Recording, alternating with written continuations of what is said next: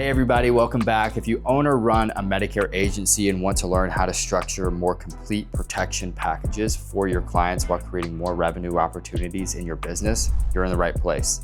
So today we're going to be talking about umbrella packaging and the significance of knowing what is offered in each umbrella, how they're going to be customizable to your client depending upon what core plan we decide on, and ultimately helping them come to a decision to not only protect their current self, but protect their future self when they need the coverage the most. So the first thing that I want to get into is, how do we educate? And what I mean by educate, yes, I mean educate on not only the exposures of Medicare, but how do we educate a client in a way that helps them come to a decision faster? How do we educate a client so well that they can make a decision on that first phone call? The first thing that you have to do and the first thing that you have to master is figure out what that core plan is going to be. So your core plan, that could either be a Medicare supplement plan, MS for short, or it could be an MAPD plan, Medicare Advantage plan. We have to figure out what this core plan is going to be, especially if they're going to be transitioning on to Medicare. Now, you may have someone that's not going to be transitioning on to Medicare. You may have someone that's in your lead funnel that is going to be staying on employer coverage, and that's perfectly fine. We can talk about that as well. So most common scenarios is going to be Medicare supplement plan, Medicare Advantage plan, or they happen to be staying with their employer plan. There's going to be the three most common scenarios and three most common core plans that your clients are going to decide on. But we have to confirm this first before we can go any further. So your education is going to look a little bit different for each specific scenario. So how do we educate? The biggest thing that we need to determine before we even go into our education is, where is this person headed? Do they have employer coverage? Are they still actively working? Does their employer have over 20 employees? Is it credible coverage? We need to determine that first. We need to determine what their premium is, what their deductible is, and what their max out of pocket is. So we can get a true comparison between this employer plan and a Medicare supplement plan, or even a Medicare Advantage plan, because for one, they could be overpaying. For two, they could have coverage that's not going to be covering them in the best way possible moving forward. So we need to do a true comparison with the client on the phone, determine, hey, maybe your Medicare supplement's going to cover you better than what your employer plan is. Maybe a Medicare Advantage plan is going to cover you better than what your employer plan is. But we need to determine that first before we go any further. So how do we do that? In the CNA, you're asking questions in relation to what they currently have in place, so you can do a comparison if you need to. But let's say that this specific client that we're going to use in this first example is transitioning onto Medicare. They don't have credible coverage in place. They're not working, they're retired, they're drawing Social Security, your ideal client, right? They are either going to decide on a Medicare supplement, or they're going to decide on a Medicare Advantage plan in combination with Part A and Part B. So we need to make sure our education here is so crystal clear and so in depth, but so incredibly simple at the same time. So every time I'm explaining Medicare supplement, I keep it as simple as possible. You are going to have an additional premium on top of that Part B premium. With that additional premium, you do have a lot of freedom and flexibility. You can now go to 98% of doctors and hospitals in the US. You don't need referrals. You don't need prior authorization for most services. Really, the only thing you have to worry about outside of paying your monthly premium, or premiums, I should say, is a $283 annual deductible. After that deductible is met for the year, then all your Medicare approved items when you're visiting doctors and hospitals is going to be covered at 100%. So less surprises, more comprehensive coverage. Any questions on the functionality of a Medicare supplement? And then I'll pause, I'll let them address their concerns. I give them an introduction. Hey, you're going to have an additional premium on top of that Part B premium. So on top of that $202.90, you'll have an additional premium that can range from $100 to $200 a month. With that additional premium comes the freedom and flexibility, 98% of doctors and hospitals, $283 deductible, blah, blah, blah. Get into the rest of it, but ultimately paint the picture a little bit better. Hey, you're gonna have an additional premium on top of that Part B premium, but with that additional premium, that's where you get the perks and the true benefits of a Medicare supplement. Any questions on the functionality of a Medicare supplement? Notice how I say any questions about the functionality, because one of the first questions they're gonna ask, so what's the total cost? We just need to determine, are there any questions about how it actually functions, how it's gonna benefit you whenever you start to visit doctors and hospitals? And then we can move on. After we're able to address their concerns there and we're able to determine that there's no other questions, we can look at a Medicare Advantage plan. Then your Medicare Advantage plan explanation should be super simple as well. So your Medicare Advantage plan explanation should look something along the lines of, so you are going to be coming off traditional Medicare and a private carrier is now going to be in charge of your health care. A Medicare Advantage plan can kind of be seen as like your all-in-one plan. So not only is it going to include your health insurance, it's also going to include things like dental, vision, and hearing, and as well as prescription drug coverage. You can have lower monthly premiums with an Advantage plan, but since you have lower monthly premiums, you will typically have higher out-of-pocket costs when you start to visit doctors and hospitals. I don't want that to intimidate you too much, simply because that's why we never recommend it without umbrella coverage. So we do try to limit those higher out-of-pocket expenses as much as possible if this is the route that we take. There are 3 things that we have to be comfortable with if we do transition onto a Medicare Advantage plan. 1, we have to be comfortable being within a network. So we have to make sure that your preferred doctor and hospital is contracted with whatever plan we decide to go with. We also have to make sure that you are comfortable with referrals in order to see specialists depending upon the plan. And lastly, we have to be comfortable with prior authorization for most procedures and treatments. If we're comfortable with those things, obviously an Advantage plan can be a good fit. If we're not comfortable with those things, then we probably shouldn't be looking at an Advantage plan. We should probably be looking at a supplement plan. Any questions on the functionality of a Medicare Advantage plan? And I'll stop, I'll let them voice their concerns, and then ultimately, the next follow-up question would be based upon that basic explanation between the two. Is there one that you think sounds more like you? Is there one that sounds more appealing to you versus the other? Once we're able to get a commitment, then we can move on. Then we can start to introduce umbrellas. So I'll show you how to do that. But you may not even have to go into a deep, in-depth explanation about Medicare supplement or Medicare Advantage plan. What I mean by that is when you're getting out of your client needs assessment, after you've asked all your qualifying questions, you can follow up with the simple question of, when you're on Medicare, you have the option between a Medicare supplement and a Medicare Advantage plan. Is there one that you think you're leaning towards, or what are your thoughts? Let them voice what they may be leaning towards, what their concerns are, and that will determine whether or not you need to go into what a Medicare Advantage plan is. That will determine whether or not you need to go into a Medicare supplement plan, because if they're leaning one way, you might as well just focus on that. No need to focus on the other plan that they know for a fact they do not want. So I would encourage you to ask that question first before going any further. And it's just so you're not over-educating on things that are not even going to be relevant for your client.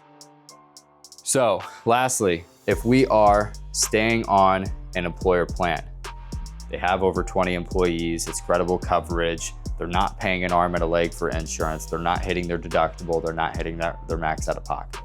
The employer plan is going to be the best fit for them in the meantime until that retirement date. It is perfectly fine to recommend that we stay on that employer plan. Oftentimes, less of a headache with just staying on that plan. But we still recommend umbrella coverage, no matter whether it's a supplement plan, whether it is an Advantage plan, or whether it is staying on your employer plan.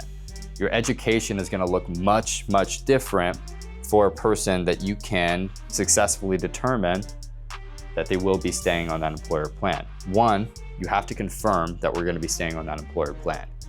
And what I mean by that, you need to walk them through the process of avoiding penalizations for the future. So a lot of the clients that you're going to talk to, they're probably going to be very curious about how they can delay Medicare and staying on their employer plan and avoid penalizations.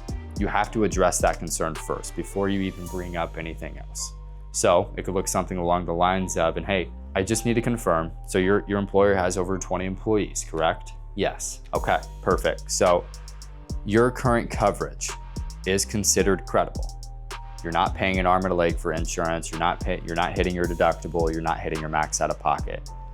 It is going to be best for you to stay on this plan until that retirement date. And I want to put you at peace of mind. You're not going to be penalized. When that time does come, when you retire or when you lose the credible coverage, whichever comes first, that is when you're going to take action. There is an additional form.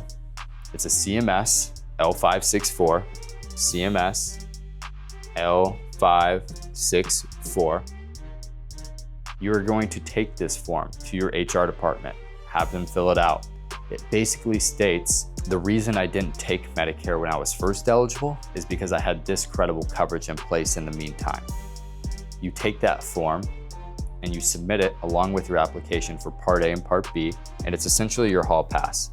It's what prevents you from being hit with any penalties at the time of enrollment. But again, it's not something we have to do until that retirement date does come or until you lose that credible coverage, whichever comes first. Any questions on that process? No, okay, perfect. Again, put them at peace of mind that they can, in fact, delay Medicare entirely if they do decide to stay on that employer plan. Walk them through the process, how to avoid penalizations. And then finally, we can get into umbrella and how that's going to complement their current plan. And I'll show you how to do that. But essentially, when you are going into the different umbrella packages, it's going to look different between whether it's a supplement plan, whether it's an advantage plan, or whether it's staying with our employer plan. It's going to look a little bit different based upon each individual scenario. So obviously the most familiar umbrella that we are all most comfortable with is U3. Umbrella 3, you're gonna have your Medicare plan with prescription coverage. You're gonna have CHS, which in other words is cancer, heart attack, and stroke. You're gonna have DVH, dental, vision, and hearing, or you can have a hospital indemnity plan, or in other words, HIP plan. And then there at the bottom, you will have your recovery care, which is additional skilled nursing coverage for after day 100 in a skilled nursing facility or even some type of home health care coverage. So to package this with a client who is leaning towards an advantage plan or leaning towards a supplement, it's very, very simple. So first, we need to confirm what the core plan is going to be, whether that's a supplement plan or whether that's an advantage plan. We need to confirm that first, get a verbal commitment. Yes, I'm leaning towards an advantage plan. Yes, I'm leaning towards a supplement. Okay, perfect. So let's take a look what that looks like. So my next question would be, do you happen to remember the different umbrella packages that we talk about? More often than not, it's no. That's fine. I'm going to text them. Text their phone, text. You can do email, but the fastest and most efficient way that I've found is you text them an image of the different umbrella packages so they can visually see what umbrella 3 is, what umbrella 2 is, what umbrella 1 is, and you're going to direct their attention to umbrella 3. So if you look at umbrella 3 there to the left, that is going to be your most comprehensive plan. So not only is it going to include that Medicare supplement plan that we're leaning towards, or maybe it's going to include that Medicare Advantage plan that we're leaning towards, but it's also going to include additional coverage for cancer, heart attack, and stroke. It's going to include dental, vision, and hearing. Or if we're leaning towards an advantage plan, dental, vision, and hearing is already included, so we don't need to add anything extra for that specifically. But what we will add is a hospital indemnity plan, or as you see it, HIP. That's essentially your co-payment protection plan. It's what limits the out-of-pocket expenses as much as possible, and we'll dive into that here in a sec. And then there at the bottom, recovery care. That's going to be your additional skilled nursing coverage for after day 100 in a facility. Assuming that we qualify for absolutely everything. With your umbrella 3, your Medicare supplement plan in, you're looking at $300 a month. And then I stop, and then I wait for a commitment or I wait for an objection. And that could be the same whether it's an advantage plan. So if we're leaning towards an advantage plan, do you happen to remember the different umbrella packages that we talk about? Text them the picture. I make them look at Umbrella 3. So Umbrella 3 is not only going to include your Medicare Advantage plan, it's going to include additional coverage for cancer, heart attack, and stroke. It's going to include your hospital indemnity plan, or in other words, a co-payment protection plan to limit those higher out-of-pocket expenses as much as possible. And then most importantly, it's going to include the recovery care, which is essentially after day 100 in a skilled nursing facility, you would now have coverage. So for your Medicare Advantage plan, along with your Umbrella 3, you're looking at roughly $250. And then I stop, and then I wait for a commitment or I wait for an objection. That is the most simple way to make a recommendation for a person either leaning towards a supplement plan or a person leaning towards an Advantage plan. It's going to look a little bit different for a person who is going to be transitioning on to or staying with their employer coverage. So for a person staying on their employer coverage, it could look something along the lines of, well, you're still going to do the same process, except you need to confirm that we're staying on that employer plan. We need to confirm that we're going to be staying on the employer plan. Put them at peace of mind of avoiding penalizations. After we're able to put them at peace of mind that we are going to be avoiding penalizations, we make sure all of their questions are answered in terms of how we stay on that employer plan and how we delay Medicare. Then we can finally go into, and then my only other recommendation outside of that, outside of staying on your employer plan, do you happen to remember the different umbrella packages that we talk about? And then again, same format. I am texting in the picture, text, umbrella, pick, and then I'm directing their attention to Umbrella 3. So after I'm able to direct their attention to Umbrella 3, it's very important that I make them draw imaginary lines. Draw lines, I'll just say that. So what I mean by that, draw imaginary lines, so when you look at the different umbrella packages, there's going to be Umbrella 3, Umbrella 2, Umbrella 1. We're going to look at Umbrella 3, but the first thing that they're going to see on that umbrella packages, or umbrella package, there at the top, it says Medicare plan with prescription coverage. If we just recommended that they're going to be staying on their employer coverage, why would they need a Medicare plan? They don't. So we're going to make them draw an imaginary line through Medicare plan with prescription coverage. It's very, very likely that they already have dental, vision, and hearing with their employer plan as well. So they can draw an imaginary line through that as well. Two things that we're going to be focusing on within those umbrella packages are going to be your CHS, cancer, heart attack, and stroke, and then most importantly, recovery care. And that could be additional skilled nursing coverage for after day 100 in a facility specifically, or it could be some type of home health care coverage. But after we're able to identify what we're going to be focusing on today, we need to go into our why. So what is our why? Our why is creating urgency. So our why could look something along the lines of, and Mrs. Jones, the reason we want to look at the cancer, heart attack, and stroke coverage, and the reason we want to look at the skilled nursing coverage for after day 100 is because you are super healthy. So what that means for you is that you have not only the best chance to qualify for this type of coverage, but assuming you qualify, you can also lock in the lowest rate that you can qualify for. As you get older, like if you were to wait to get this type of coverage in place, you become more of a risk on paper in the eyes of the insurance carrier. So it can be not only a lot more expensive down the road versus what it could have been when we were young and healthy, but it can be a lot harder to qualify for when you need the coverage the most. And listen, I would not expect you to utilize the coverage immediately, but it is coverage that you do want to have in place for your future self when health does start to decline. Say it just like that every single time.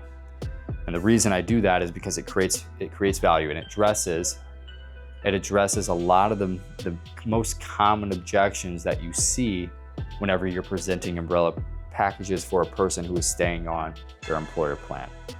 So we need to go into our why, we need to create value, we need to address those common objections before we go any further. So that's exactly how we do that. And then after we're able to go into our why, we can now move on to our what. What is going to be pretty simple. You are, in this category, just explaining what the coverage does, how it functions. This is where you build value.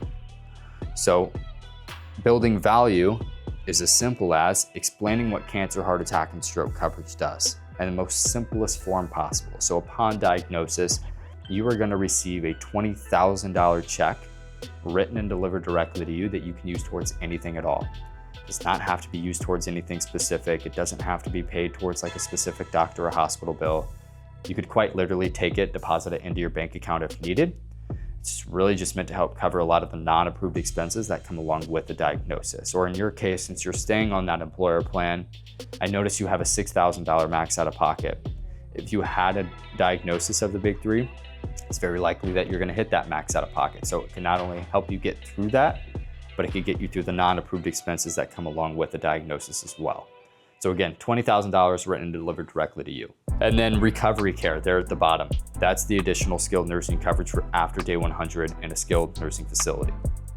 So that is meant to provide you with a minimum of $144,000 worth of coverage, specifically for after day 100 in a facility when you're typically responsible for all costs. So now, assuming that we qualify for absolutely everything, again, this is where I'm wrapping it up. I have to say something along the lines of assuming that we qualify. That creates urgency.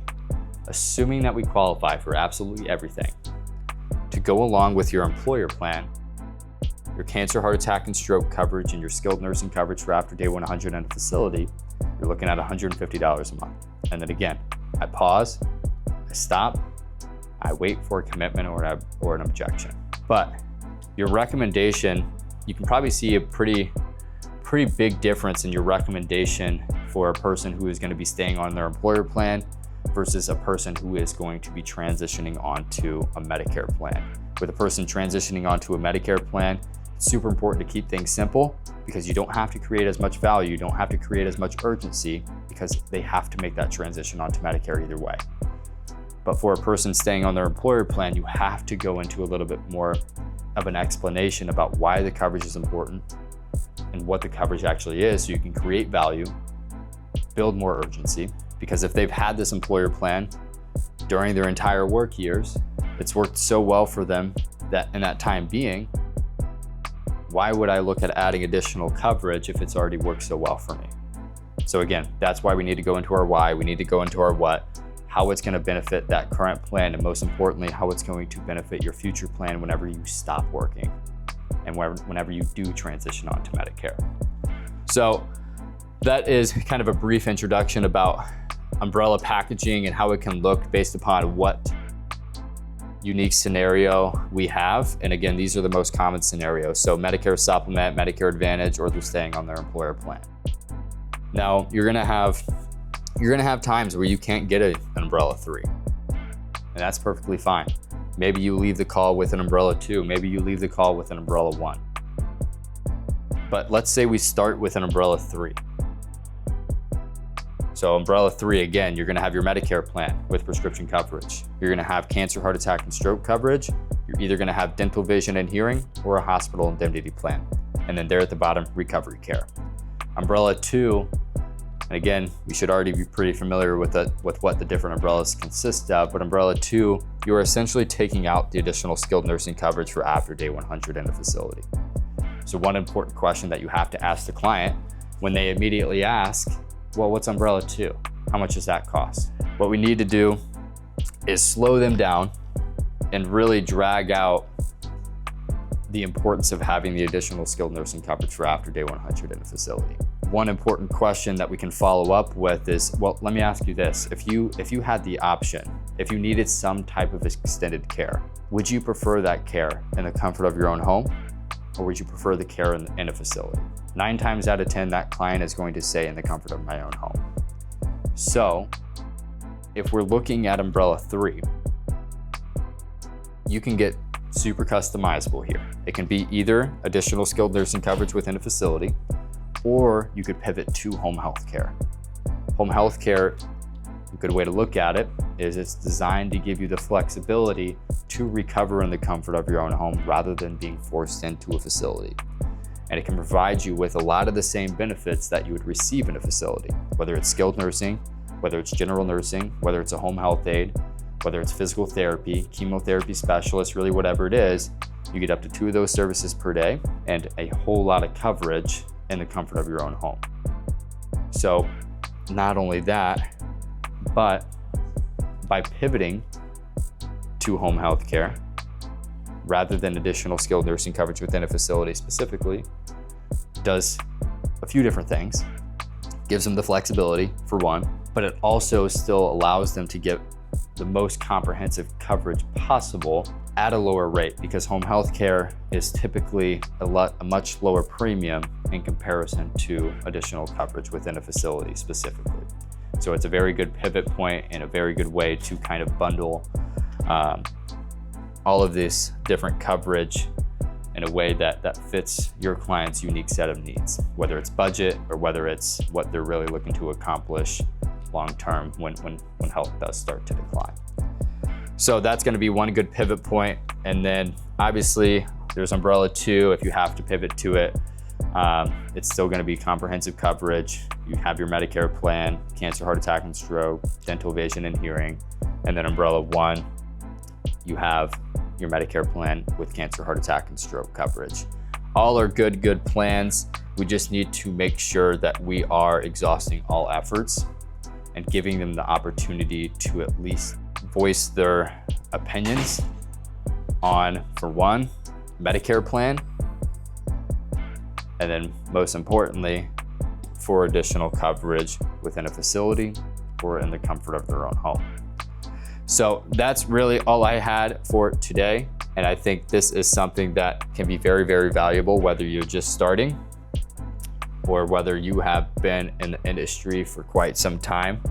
But again, just to kind of recap, we need to confirm what that core plan is going to be. And what that core plan could be is either a Medicare supplement, a Medicare Advantage plan, or it could even be their employer plan.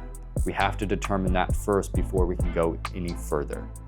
Because what you'll find is that if you introduce umbrella coverage too early in the conversation, the umbrella coverage will get in the way of your recommendation. So we need to confirm what that core plan is going to be, and then finally we can introduce umbrella and customize it to whatever plan we pick and to that client's unique set of needs. All right, hopefully this gave you a better understanding of how Medicare agencies can structure umbrella packages in a way that creates more value for clients and more opportunity inside of the business. If you want to continue to learn how to optimize, amplify, and scale your Medicare agency, make sure to like this video, subscribe to the channel, and leave any questions you have down in the comments. We've also included links in the description with more resources and ways to learn about what we're building. Thanks again for watching, and we'll see you on the next one.